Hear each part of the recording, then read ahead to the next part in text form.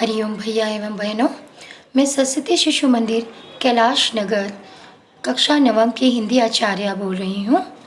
आज हम पाठ 1.3 अपूर्व अनुभव के बारे में पढ़ेंगे, जिसकी लेखिका तेसिको कुरियानागी जी हैं, जिन्होंने स्वयं ही अपनी कहानी लिखी है।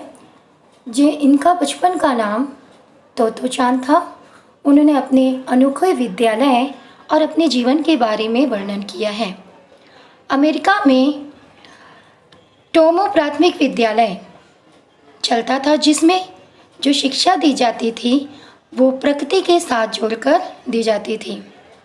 अब द्वितीय विश्व युद्ध हो जाने की वजह ये स्कूल बंद हो गया। तो उन्होंने अपने जीवन के बारे में बताया कि मैं जब पढ़ती थी तो उस समय उस विद्यालय में जो पढ़ाते थे प्रकृति और शिक्षा को जोड़ के, वहाँ पर उसकी मुलाकात एक यासुकी चान से हुई। यासुकी चान जो पोलियोग्रस्त बच्चा था और तोतो चान से इससे मुलाकात हुई। वहाँ पर ये था कि पेड़, सबको एक एक पेड़ दिया जाता था जिसकी वो निजी संपत्ति होती थी। हर एक बच्चों की अपनी निजी संपत्ति पेड़ होती थी। सब उस पेड़ में चढ़ते थे, उसका आनंद लेते थे। लेकिन यासुकी चान का समस्या ये था कि वो पोलियोग्रस्त था और वो पेड़ पे चढ़ नहीं पाता था। और तोतो चान की हार्दिक इच्छा थी कि यासुकी चान को ये सुखद अनुभव कराए, और उसने अपने कठिन परिश्रम से उसको उस पेड़ पे चढ़ाया। उसी पे आधारित मैं एक गद्यांश आपको बताती हूँ। मैं प्रथम गद्यांश है। लेखिका कुरियानागी कहती है कि तोमे की, यहाँ पर उस विद्यालय की गुरुकुल शिक्षा के बारे में वर्णन किया जा रहा है। तो लेखिका कह रही है कि तोमे की शिक्षा व्यवस्था बड़ी विशेषतापूर्ण थी। वहाँ प्रत्येक बच्चे बाग में एक पृथक पृथक पेड़ था। वहाँ सभी बच्चे अपने पेड़ की व्यवस्था देखते थे, अपने उस एक निजी पेड़ की सुरक्षा करते थे। एक बड़ा सा पेड़ था, उसमें पेड़ों को, उस पेड़ में तोतो चान बैठती थी, वहाँ आनंद लेती थी। और उस पेड़ के चढ़ने पर, बार बार चढ़ने, पैर फिसलने पर भी फिर भी वो चढ़ती थी। यदि कोई अच्छा पेड़ चढ़ने वाला कोई हो तो वो बहुत बड़ा होता था, लेकिन फिर भी वो उस पेड़ पर द्विशाखा तक पहुँच जा सकती थी। यह एक झूले की तरह आरामदेह था। तो इस पेड़ पर वो चढ़ के सुखद आनंद का अनुभव करती थी। अब हम दूसरा गद्यांश देखते हैं। तोमे का प्रत्येक बच्चा अपने अपने पेड़ को अपनी स्वयं संपत्ति मानता था। प्रत्येक बच्चे पेड़ में लगाव था। पूरी तन्मयता के साथ बच्चे अपने पेड़ की सुरक्षा करते थे। यदि किसी अन्य पेड़ पर चढ़ना होता था तो प्रत्येक बच्चा आपस में पूरी तरह अनुशासित तरीके से अनुमति लेकर चढ़ता था।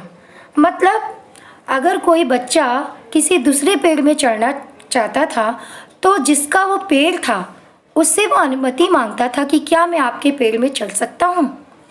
इसी तरह से हम तीसरा गद्यांश देखते हैं। उन दोनों में बिल्कुल ही पता नहीं चला कि यासुकी चान उन दोनों और पेड़ पर चढ़े और ऊपर चढ़ने कितना समय लगा। यहाँ पर सूर्य की गर्मी उन पर पड़ी। दोनों यासुकी चान ऊपर चढ़ने लगा। तोतो चान नीचे से उसका एक एक पैर सीढ़ी पे रखने के लिए मदद करती। अब यहाँ हम देखते हैं कि जो तोतो चान है यासुकी चान को उस पेड़ में चढ़ाने की कोशिश करती है। वो सीढ़ी लाती है, सीढ़ी लाकर उसको धीरे धीरे चढ़ाने की कोशिश करती है। और उस समय वो गर्मी का समय था, भीषण गर्मी होने की वजह भी फिर भी वह अपनी पूरी ताकत से उस पेड़ पे चढ़ाने की कोशिश करती है। तोतो चान की मदद की भावना सर्वोत्तम मानवतावाद को भावना की ओर इशारा करती है। वास्तव में मानव तोतो चान की ही तरह सेवाभावी होना चाहिए। हम अगला गद्यांश देखते हैं कि यासुकी चान पेड़ पर चढ़ने का जोखिम भरा कार्य कर रही है। जो यासुकी जो चान है वो पोलियोग्रस्त, इसलिए जोखिम भरा काम है क्योंकि वो चढ़ तो नहीं सकता। लेकिन उसकी मदद कौन कर रही है? तोतो चान। तोतो चांद एक तो उम्र में छोटी है यासुकी चांद से, उसके छोटे छोटे हाथ और चढ़ाने की कोशिश कर रहे हैं। तोतो चांद यासुकी चांद को चढ़ाने की कोशिश कर रहे हैं, और जब व्यक्ति एक दूसरे की सहायता करेंगे तभी तो एक विश्वास जागेगा और आगे बढ़ेंगे। एक हम देखते हैं कि और कोशिश कर रहे हैं चढ़ने के लिए। अब अपने छोटे छोटे हाथों से यासुकी चांद को खींचने की कोशिश करती है और चढ़ाने की कोशिश करती है। आगे का गद्यांश देखते हैं हम।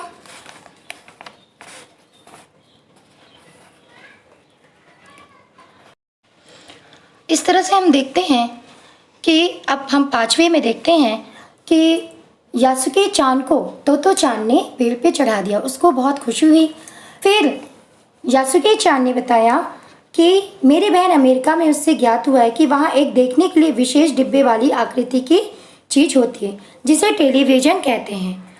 उन्होंने बताया कि उस पर हम घर बैठे देख सकते हैं, समाचार सुन सकते हैं। हमारे जापान में भी जब यह विशेष डिब्बा आ जाएगा तो हम भी घर बैठे सब कुछ देख पाएंगे। वहाँ तक कि हम सुमो पहलवान की कुश्ती को भी देख पाएंगे। ये चीज़ दोनों आपस में बैठ के चर्चा करने लगे इस पेड़ में। अब हम देखते कि पेड़ की टहनियाँ हवा के झोंके से जोर से हिल डुल रही थी। ऐसा लग रहा था कि मानो कोई मधुर संगीत तान छेड़ रही है। हम अगले 6वें गद्यांश में देखते हैं कि पेड़ की टहनियाँ हवा के झोंके से हिल रही है। ऐसा लगता है मानो मधुर संगीत तान छेड़ रही है। पेड़ के संगीत स्वर प्रकृति रमणीय रूप दिखाई दे रहा है। यासुकी चांद द्वारा पेड़ पे चढ़ने का प्रथम अवसर बेहद प्रसन्न आनंदमय था, और यह वह मौका अवसर जब यासुकी चांद के मन में उमंग हिलोरी प्रसन्न दे रही थी। तोतो चांद के द्वारा जब यासुकी चांद जब उस पेड़ पे चढ़ा तो उसको अत्यंत हर्ष हुआ कि मैंने एक कोशिश करी जिसकी वजह से उस पेड़ पे मैं चढ़ पाया। हम इस तरह से देखते हैं, अगर दृढ़ इच्छा मन में हो तो हर एक कार्य, कठिन से कठिन कार्य हो सकता है। बस मन में विश्वास होना चाहिए।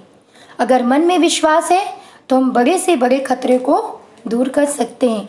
आज तोतो चांद में भी विश्वास था कि मैं इस पोलियोग्रस्त बच्चे को चढ़ा दूंगी पेड़ में, और यासुकी चांद में भी एक हिम्मत थी, एक विश्वास था और दूसरे पे भरोसा था। तभी वो पेड़ पे चढ़ा और उसे मन को बहुत आनंद हुआ, बहुत खुश हुआ। इसी आधार पर मैं एक आप लोग को प्रश्न प्रस्तुत करती हूँ कि तोतो चांद द्वारा यासुकी चांद को पेड़ पर चढ़ाना एक जोखिम भरा काम था। आपके अनुसार तोतो चांद का यह कार्य उचित था या अनुचित? विचार रखिए। तो इस तरह से आप अपने विचार के माध्यम से बताइएगा, और मैं इस तरह से आपको धन्यवाद कहती हूँ।